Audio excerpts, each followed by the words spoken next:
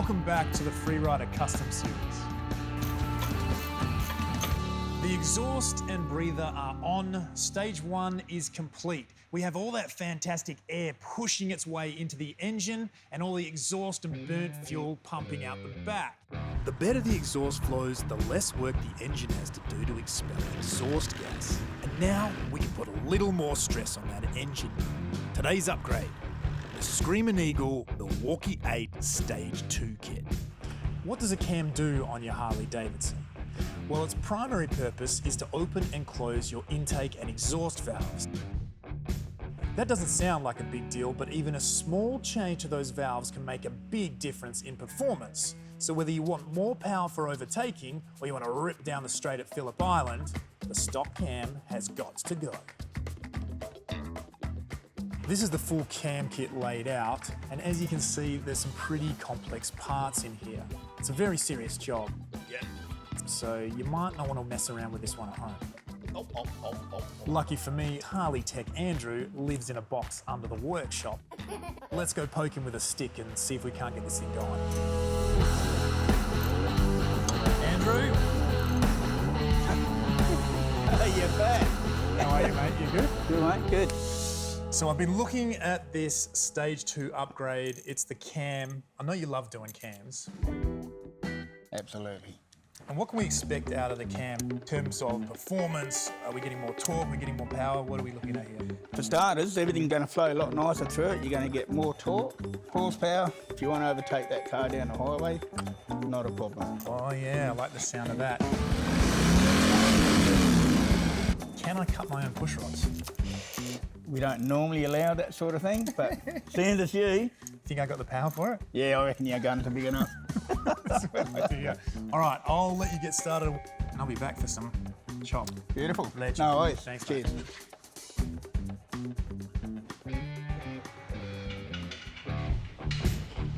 I like tinkering on my bike as much as the next person, but when it comes to an advanced upgrade like this, it's always best to use an authorised Harley technician. That way you know it's going to get done right. Now, you're not usually allowed to walk into a Harley workshop and cut your own push rods, but I'm on television, so I get an exception, right? Absolutely. Oh, it's working for me. Andrew, why do we need to even cut the push rods? Normally what we do is we lift the seat, the tank, take the rocker covers off and the boxes and the rockers, but today we're going to cut them and put adjustable push rods in it. So it's a time saver and it's fun. All right. Snip, snip.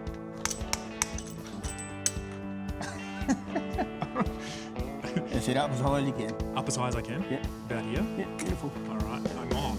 Now, give it here. Give him that. It's definitely been armed, eh? Oh, look at that, you got it. Right, give it a bit of a twist. Twist here. Beautiful. Oh, spat that one out. Oh, it still worked. All right, ready? Oh, it does. Oh, there we go. It does take a little bit of. Hey, beautiful. That one's clean. Fantastic. Let's go. This angle's good. So I'll sit down when I do it.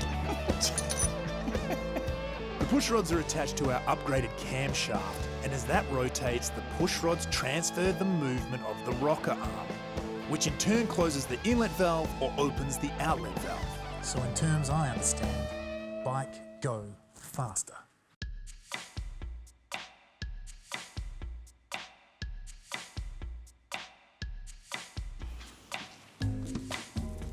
Andrew, all done. All done, mate. Oof, well, I am pooped. Me too. Mate, if you had to guess, how much extra power do you think we're going to get out of this beast now? Well, to be honest, let's let the dyno tell us. All right, I think that's a good idea. Yep. We wheel it over? Let's do it. All right, man. Thanks for your help, mate. I'll just stand here while you do that. After you've been around motorcycles for a while, you'll hear this term Dyno Tune thrown around. And if you're doing any custom work on your bike, it's a very important piece of the puzzle.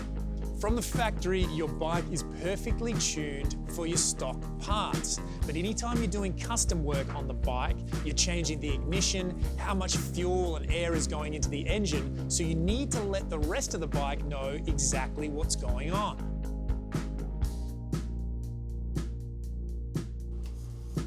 A dyno is basically like a treadmill that lets your back wheel accelerate at maximum speed through the gears. Now, you can't do that on road, especially if you want to keep your license. Any custom shop worth their salt will have a dyno. It gives the tech the ability to check the adjustments in real time. The exhaust is on, the breather's on, the stage 2 cam is in, and we have the whole side of the bike exposed, ready for the dyno. Now let's see what this thing can do.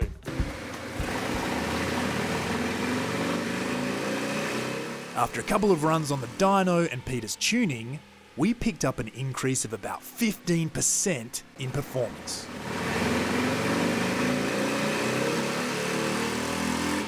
It's really loud inside the dyno, so even from out here, we get a good sense of just exactly what the bike sounds like at top speed. But this is a fully sealed, sound-sealed chamber, and Pete's in there with his headphones on, and we're out here trying not to blow up the sound equipment. I have a feeling that this is going to hammer. Let's put a couple miles down on it, eh?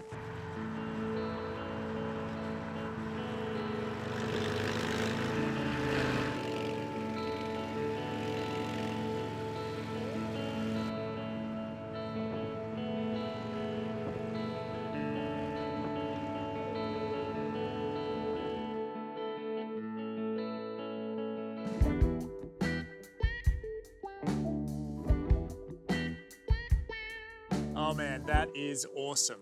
Now you hear the bike on the dyno, you see those numbers, but it's not until you jump on it and ride, you notice how much difference the cam, exhaust and air cleaner have made.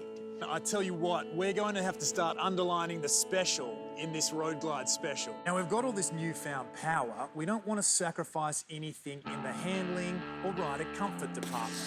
So on the next episode, we'll be installing the Screamin Eagle Öhlins remote reservoir shocks.